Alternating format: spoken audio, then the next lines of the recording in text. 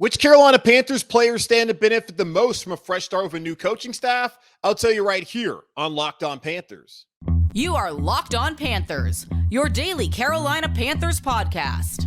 Part of the Locked On Podcast Network. Your team every day.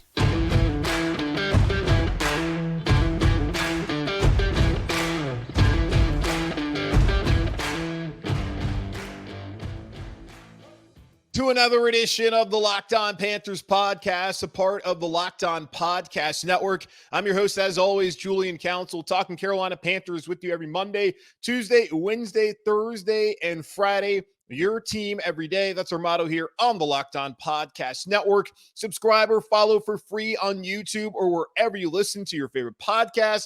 And be sure to follow me, Julian Council, on Twitter at Julian Council, where tomorrow I'll be back to answer your weekly Friday mailbag questions, either at me or DM me. If you'd like to participate in this week's edition of the weekly Friday mailbag, right here on Locked On Panthers. The Carolina Panthers have a brand new coaching staff. We all know that. Frank Reich is now here as the head coach. Jerry Overo is now here as the DC. Thomas Brown is the OC. And you got Jim Caldwell. Dom Capers is back in town. The Carolina Panthers have gone out and built one of the best staffs in the NFL, at least on paper. Got to go out there and win some games that you cannot find anyone out there. I'm sure you can find someone. I don't know any sane person out there who's not excited about the staff that's been built here by Frank Reich, the new Carolina Panthers head coach. And I'm sure there's players on this roster who are also excited about the fresh start that a new coaching staff provides them. And on today's show, I want to talk about, we got the schedule release that's coming out 8 p.m. Thursday. I'll talk about some things I'd like to see on the Panthers schedule as far as like when those games will be played, because we already know who they're going to play. It's just about the dates. That comes out later on tonight. I also kind of want to get into storylines and some of the other things that might be going on are going to happen, I guess, this season. So we'll get into that later on. But right now, I want to look at four players in particular who I think stand to benefit from a fresh start here with the new coaching staff that Frank Reich has built in Carolina. I'm going to start off with Terrace Marshall Jr. You can look at this wide receiver room and wonder, where does Terrace fit in? You could look at Jonathan Mingo being drafted in the second round and wonder if the Carolina Panthers went out and got a guy who they think might end up being the replacement to Terrace Marshall. It's a possibility. Terrace has 2 years left on his deal. Mingo has yet to sign his deal, but will have 4 years left on his rookie contract coming up this season. And he could be here longer than Terrace. We'll see. Terrace Marshall's future is still up in the air as far as the long-term future here in Carolina. But I think he's someone, even with Adam Thielen in here now and DJ Chark, and I don't look at Damiere Byrd as someone who's going to really be taking snaps away from Terrace Marshall. He's still someone who I think will be a top 3 wide receiver on this team and absolutely has the potential to be a very solid wide receiver in the NFL. Is he ever going to be an all-pro and one of the top wide receivers in the NFL? I don't know. It doesn't really look like that from what we've seen so far, but he also has not been fully healthy. He also has not been given the most opportunities through the first 2 years of his career to show that he can be that guy. Now, if you look at it, Terrace Marshall is someone who already has benefited from a coaching change. If you look at the 15 games that he was here with Matt Rhule, at least he played, because he was a healthy scratch a couple of these games. The 15 games he played under Matt Rhule, 34 targets, 21 receptions, 168 yards receiving, 8 yards per reception, goose egg in the touchdown column, 4.94 yards per target. You look at the 12 games last year that he played with Steve Wilks as the head coach and not Matt Rhule, 12 of those games, 43 targets, 24 receptions, 460 yards, 19.17 yards per reception, which was tops in the NFL in the final 12 weeks of the year. Only one touchdown in that blowout on the road against Cincinnati, but 10.7 yards per target for Terrace Marshall. The 15 games of Matt Rhule, he was a non-factor. The 12 games with Steve Wilks, he was the number 2 wide receiver. He was actually a factor in this offense and on this roster. So we've already seen Terrace Marshall benefit from a coaching change. It was still the same play caller, but the philosophy offensively obviously changed, and we saw that with Steve Wilks wanting to pound the rock and run the damn ball. Looking at it with Frank Reich, he's still going to want to run the football. He talked about his introductory press conference how things went sideways for him because they could not run the ball anymore. Look at the Colts offensive line and the injury to Jonathan Taylor, but the problem there was quarterback. And for Terrace Marshall, you could look at the problem for him has been injuries, opportunity, also quarterback. Now he's healthy. Now he's going to get an opportunity, and now Bryce Young is his quarterback. And we already saw him start to show us signs that, man, he could be a player. So I already look at Terrace Marshall as somebody who has shown in the past that with the coaching change, he can benefit from it. Why would he not benefit now that Frank Reich's here, Thomas Brown's here, Josh McCown's here, Parks Frazier's here? You got Sean Jefferson as his wide receiver coach. How is that not an advantageous position for Terrace Marshall to be in? It certainly seems to be, in my opinion. He's not the only wide receiver who stands to benefit. You got Laviska Shenault. Now, there's only one ball that goes around. Got Hayden Hurst here. Got Miles Sanders here, of course. You got DJ Chark, who they brought in. Looks like he's going to be wide receiver too. You got Adam Thielen, and I just talked about Terrace Marshall. There's competition in that room. But a player who the Panthers traded for and rarely utilized was Laviska Shenault. And when the trade was made, I didn't look at it as something that was all that exciting. It's like, okay, cool. Shenault, good player at Colorado. He was fine in Jacksonville. Nothing really overwhelming. Maybe he comes in here, is able to step up and do something. But I didn't look at the Shenault trade as something to get that excited about. But also, what we saw last year feels like not even close to his potential. Look at his touches in Jacksonville. In 2020, 76 touches for 691 yards from scrimmage, 5 touchdowns. 2021, 74 touches for 660 yards from scrimmage, goose egg on touchdowns. Last year, 36 touches, 337 yards from scrimmage, 1 touchdown, which I thought he scored 2 touchdowns. But either way, his touches got cut in half. His numbers were cut in half as well, and he was able to score multiple touchdowns. And it's not just that. We talked to Mike Kay a couple weeks ago from the Charlotte Observer, and he talked about how the staff last season would not allow him to do anything other than just catch screens and then try to make a guy miss. And with the Falcons, and I guess those are runs. So yeah, 2. It was the Falcons and the Saints, horrible tackling, but he also showed some speed and the ability to make a man miss. And he was not given that many opportunities to do that. Again, 36 touches down from 76 and 74 in his first 2 years in Jacksonville. And it's odd that you would trade for someone and then rarely utilize him, at least utilize him in that manner. Look at his average depth of target. Speaking of, okay, he only catches screens. He's not even allowed to go across the line of scrimmage. 2020, 6.2 yards. 2021, 5.5 yards. 2022, negative 0.7 yards. His average depth of target was negative. He was always catching the ball behind the line of scrimmage. You have to imagine a staff that wants to build on DJ Chark's route tree, that they're not going to do that to Laviska Shenault. So at least he's going to get an opportunity when called upon to catch the ball past the line of scrimmage, opposed to whatever the hell they were asking him to do last fall here in Carolina when Rhule's on staff, and really even just Ben McAdoo and an entire offensive system. What was that? I don't think Shenault is that great of a player, but I do think he has a lot more to give than what he was asked to give last year here in Carolina. And also 12.2 yards per catch, or after the catch last season, which was necessary. That was a career high, up from 6.2 and 5.5, which makes sense when your average depth of target is 6.2 yards. You're probably not going to go that far. Same thing, 5.5 yards. You're probably not going to go that far. When it's a negative, it's good to see, though, that he has the ability, as we saw against New Orleans and Atlanta, to do something with the ball after the catch.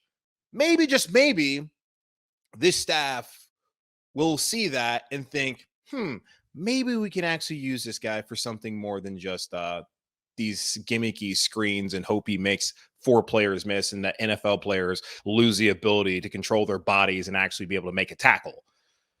I don't know. We'll see. Jeremy Chinn.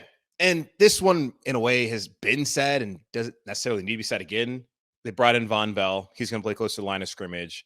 Jeremy Chinn, the best year of his career, I felt like, was his rookie year. He was good again in his second year. Last year, injuries, that affected him. He's not the greatest in coverage, if we're really being honest with ourselves. And there's a reason why the Panthers brought in Von Bell and are wanting to move Jeremy Chinn up close to the line of scrimmage, because they understand that is the reality. And they also understand he's a pretty damn good football player. And why would they put him in a position where he's not going to be the most successful? Put him close to the line of scrimmage and allow him just to be a playmaker. So Jeremy Chinn, in this new defense with Von Bell here, gets to be in a position where obviously he's a benefactor to the fresh start with this new coaching staff.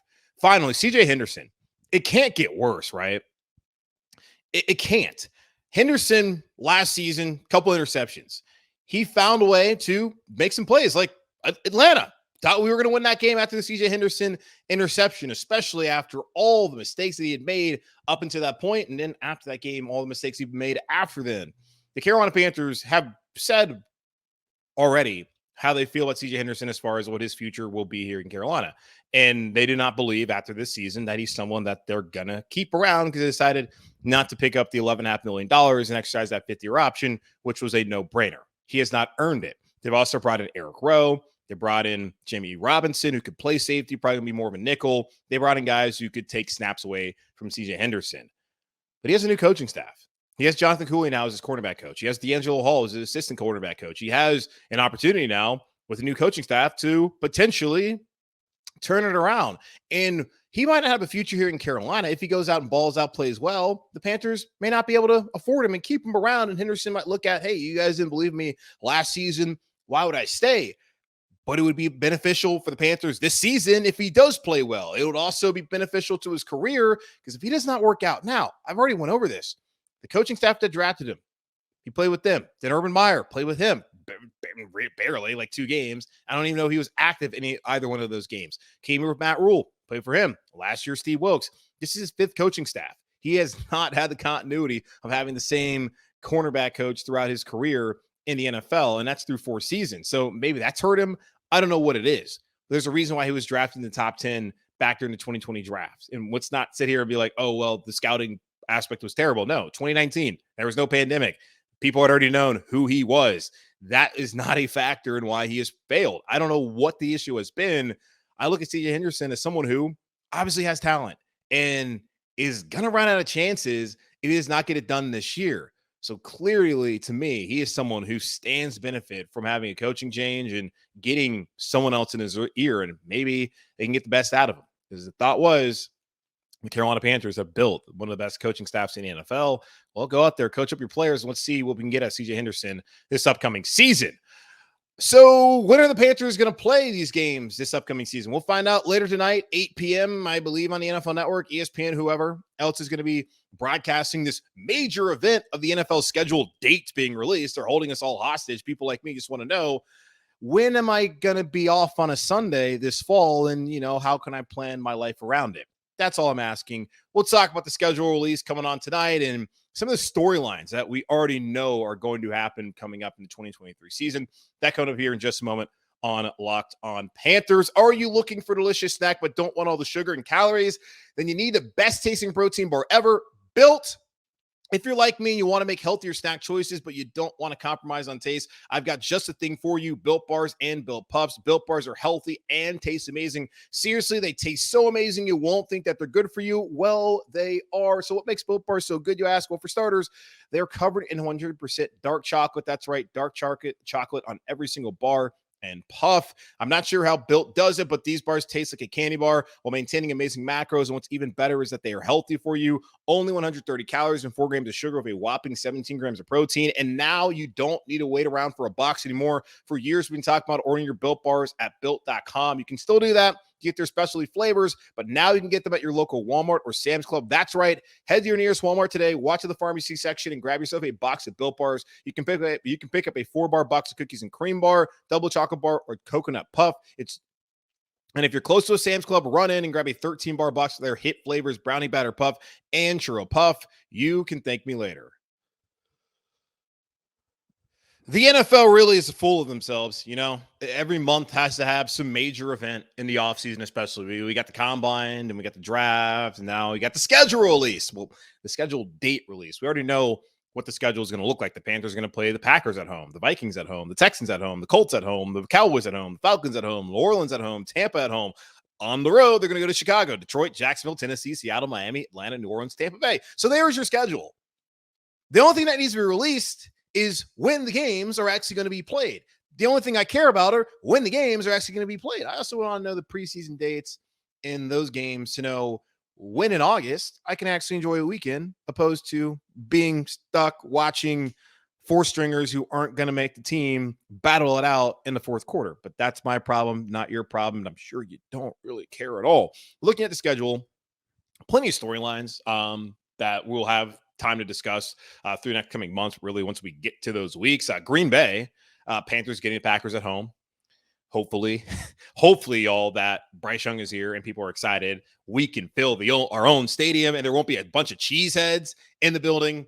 They're going to get in, but no more Aaron Rodgers. Got Jordan Love, who the Packers look at as being maybe the future of their franchise. I mean, they look at it right now as future of the franchise. TBD. They're trying to see what he can be. And the NFC, look at the young quarterbacks out there. Who is there really? There's Kyler Murray. There is Dak Prescott. There's Jalen Hurts. He's pretty good. And maybe Brock Purdy. Sounds like San Francisco's buying into that's going to be a real thing past last season. Kyle Shanahan's there. He's a puppet master, so I'm sure everything will be fine. There's not really that many young quarterbacks to look at in the NFC. And I think that's a storyline just going into the season of who can stand up and be the top dude. And Aaron Rodgers is gone. So now you got Jordan Love in Green Bay. Jordan Love versus Bryce Young. Two young former first-round picks who get their opportunity. So that's a home game that I think will be interesting. Minnesota, you got the Adam Thielen angle there. He had a nice article of a nice interview with Joe Person, just talking about his fresh start here in Carolina and being excited about the opportunity ahead of him. And that's going to be an Adam Thielen revenge game. And we'll also see why he's no longer in Minnesota, because they got a stud there in Justin Jefferson, and just excited to see what he could do against J.C. Horn, or really hopefully what he doesn't do against J.C. Horn in that game. Houston, so obvious. Pick one, pick two. Bryce Young, CJ Stroud, the talk of the draft throughout the last month and a half here in Carolina. That's all we were talking about. Stroud, Young, who would it be? People were thinking at the beginning it was going to be Stroud. Then we get to the latter half of it. It was obviously going to be Bryce Young. Now Young is here. You also go back to just their careers in college. Bryce Young being awesome at Alabama. CJ Stroud doing his thing at Ohio State. Their relationship dates back to them growing up in California and having the same quarterback coach and all of that. And they're still friends together. The embrace that they had in the green room during the draft. Just storylines abound in that game. Indianapolis. Jim Irsay, unhinged, fires Frank Reich after they just couldn't get the quarterback right. Andrew Luck's tired of playing football. He's tired of getting his ass kicked. He just got better things to do. Like go finish his degree at Stanford and just live a happy life. And he's also very rich. Why would you keep doing this if you had the kind of money that you had and if you weren't loving the game of football anymore? Frank Reich still had success, left the winning record there in Indianapolis, and things just fell apart because Matt Ryan's old and Sam Ehlinger's not that guy. And again, so a revenge game in a way for Frank Reich, but more so you're looking at Anthony Richardson versus Bryce Young. The Carolina Panthers get the face off against the other two first-round pick quarterbacks at home at Bank of America Stadium for as long as it can be called Bank of America Stadium. You got those storylines. So Richardson versus Young, will he start? I would love to see Anthony Richardson play here against Carolina. Dallas, I mean, it's the Cowboys. Everyone hates the Cowboys. Everyone loves to beat the Cowboys. You already know what it is. And it feels like typically when Dallas comes to Charlotte, they leave in hell. Atlanta, well, division game. New Orleans division game. Tampa division game. Well, Tampa, though, Baker Mayfield. I saw the reports, Pro Football Talk Wednesday, that Baker Mayfield and Kyle Trask are going to split reps 50-50. Baker versus Carolina. Rhule's gone, and also Rhule didn't bench him. And Wilkes is no longer here either. And a lot of the guys on the coaching staff are gone. Is it all that much of a revenge game? I'm sure Baker will talk himself into it. Didn't work out the last time, though. Chicago, Justin Fields, the Panthers trading the number one pick, or for the number one pick. Justin Fields still there in Chicago. DJ Moore now in Chicago as their wide receiver one, having to go up there.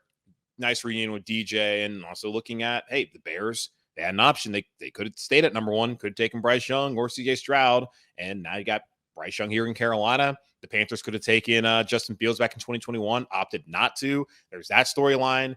Detroit with your favorite Locked On host. We get to talk to him again. The Lions looked great. Ben Johnson almost was the Panthers coach, it felt like. At least he was the early favorite until he decided to use David Tepper for more money in the place that he actually wanted to stay in loyalty to Dan Campbell. So you got that storyline. Beat the brakes off the Lions last year. Jacksonville, former number one pick, Trevor Lawrence versus now current number one overall pick in Bryce Young. There's that. Tennessee, nice trip to Nashville more than anything. And I guess Will Levis, possibly the starter in Tennessee. Don't see how that's an upgrade from Tannehill in Seattle. Seattle, always a fun game, bitter connection. And in Miami, great, really good football team. Tua, Bama guy. Bryce Young, Bama guy. That would be a fun game as well. Then again, Atlanta, New Orleans, Tampa Bay. So that's the schedule. And those are some of the storylines, at least, we can look forward to as things currently stand here on May 11th. Now, what would I actually like to see the schedule line up to be? Like, what do I want to see happen? Like, what game do I want week 1? How do I want things kind of spread out? I'll tell you here in just a moment on Locked On Panthers. So what's my ideal schedule for the Carolina Panthers? We already know the games. I already went over the teams, the storylines. But what do I want to actually see happen? How do I want everything to lay out? There's 2 options for me week 1. Houston or Indianapolis. The NFL has to have the Carolina Panthers play one of those teams in week 1. Houston, for all the reasons already stated. Bryce Young, CJ Stroud, their relationship. Number 1 pick. Number 2 pick. The Panthers could have had Stroud. Looked like they like Stroud. Did Josh McCown say, hey, one day when you live in Charlotte? Or is he saying, hey, one day when you visit Charlotte right before we play week 1, we can play some pickup hoops and then maybe you don't play on Sunday? I don't know. But that makes a ton of sense. And let's be honest. The Texans are going to suck. And the general NFL public is not tuning in on Sundays to watch the Panthers and to watch the Texans. That's just the reality of the situation, y'all. Until we get a quarterback. Now, yes, Bryce Young going to have some sort of interest, but how many people were watching the Jacksonville Jaguars in 2021 with Urban Meyer and Trevor Lawrence not looking good? How many people were watching the Jacksonville Jaguars at the beginning of last season? Even with Doug Peterson, the Super Bowl winning head coach, probably not that many. And even coming up this season, how many people are going to watch the Jacksonville Jaguars, even though they just won the AFC South and they have Trevor Lawrence? Probably not that much. Now, the Carolina Panthers, far more intrigue than the Jacksonville Jaguars. Don't get me wrong, but we still are a team that does not get as much love nationally as we deserve, especially when we are good. Now, the Panthers have not been good the last couple of years, so I do not blame anyone in the NFL public for not wanting to watch the games. Now there's a reason. But give them the reason week 1. Don't put this game week 9 because ain't nobody trying to watch a 1-8 Texans team versus 5-3 Panthers. That sounds good. No one's trying to watch that, even if it is the number 1 pick versus the number 2 pick and their friendship. Put it week 1. Put that game week 1, 1 o'clock, Fox, CBS. I don't care what channel you put it on. That is something people would actually be interested in because it's going to be their first career starts. New head coaches, again, the top 2 picks. It makes so much sense for the NFL to put that game week 1. Do not bury this later on in the season when the Texans season's already over and, people are just starting to be like, yeah, let's turn on Texans, Panthers. Or if they don't want to do that, maybe do it week 2. I don't think they're going to give the Panthers their first 2 games at home. They could. Indianapolis would also make sense. Bryce Young, Anthony Richardson, the Frank Reich factor in it all. That's a game that would even make sense for Thursday night football. Indianapolis trying to get their ish together. The Panthers, I think they're going to get it together. Of course, the Frank Reich factor of it all. Like, that's a week 1 game. I would like to see that week 1. I really want Houston week 1. That needs to be week 1. They got to play a Thursday. They don't have to play a Thursday night game. That's no longer guaranteed. Everyone's guaranteed a primetime game. You actually could play 2 Thursday night games. Please don't let that happen. Please don't. If you do it, then, if they want to play 2 Thursday night games, that's actually not that bad because that means they got a full weekend to do nothing. So if you want to do it back to back. Let's not do one like 1 week the next week. Like, let's at least be on like a little bit of a routine there for the Panthers. So Indianapolis, I would like to see like as a Thursday night game if that's possible. Week 2. Now I'm kind of torn here.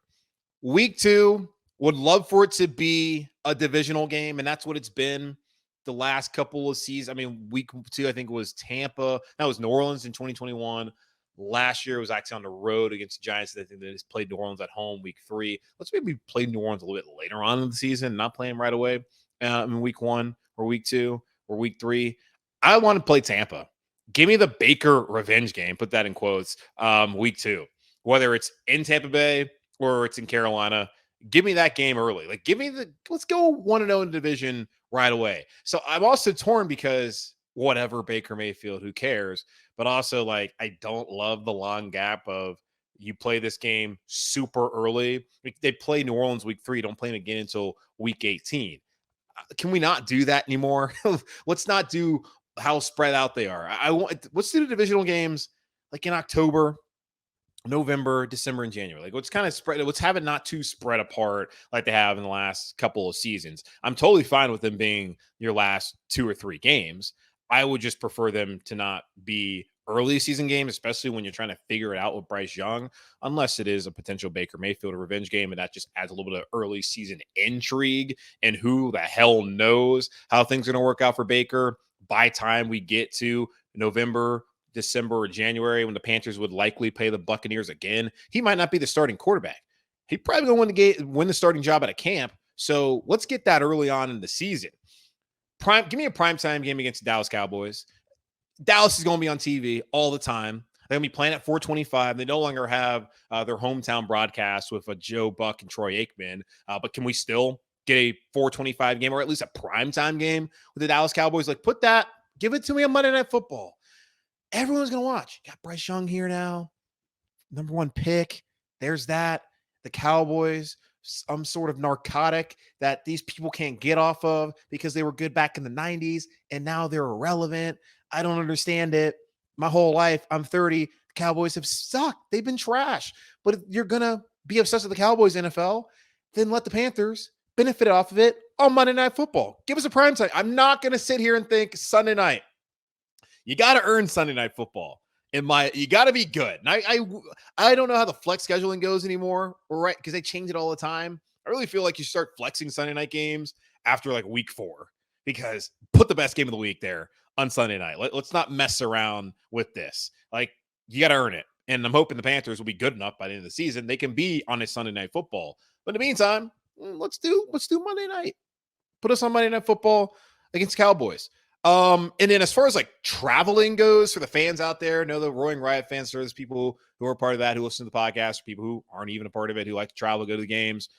Chicago in September, when it's like going to be super nice. Let's make that happen. Don't have people from Charlotte have to go down there in November or December. Like a couple of years ago, Buffalo. That's absurd. Don't do that. It was cool in Green Bay when it snowed that one time. That was cool. But it is Lambeau Field, and the whole frozen tundra of Lambeau Field thing, the NFL films, like, they don't say that about Chicago, do they? I don't know anymore. So let's have people go to Chicago in September. Let's have people go to Nashville in October when it's cooled down a little bit. Give them a little nice long weekend to enjoy it. And it's probably going to be a noon game Central Time anyways. But if you want to put it later on in the day, allow people to kind of, shake off all the junk that this can be all over them from being on Broadway all weekend. Let's do that. So I would like to see those games. Miami, put that one late in the season, of course, like November, December. Put that one late in the season when it's still nice outside. Like going to Florida 3 times. Let's have all the Florida games in November and December for traveling purposes. Seattle, doesn't matter. I think that's really a game that if you're a fan, you're going to travel. You should want to go to that game in September when the sun's still out until like 10 p.m. and it's beautiful. Like, love the PNW, love Seattle. So just from like a fan's perspective and traveling, let them do that. Detroit doesn't really matter. It's an indoor game, and it's Detroit, which is actually a lovely city if you've ever visited.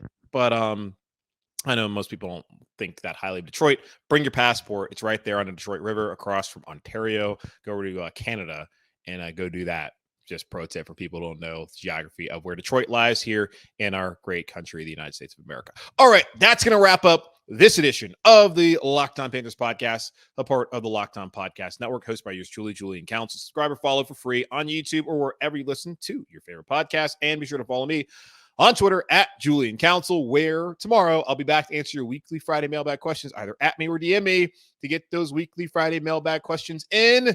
In the meantime, be safe, be happy, be whole. As always, keep pounding. And I'll talk to y'all on Friday, probably twice, because the schedule comes out. So mailbag, and then maybe later on that afternoon, you might see me breaking down the schedule, which will probably act as your Monday episode. Either way, talk to you guys on Friday.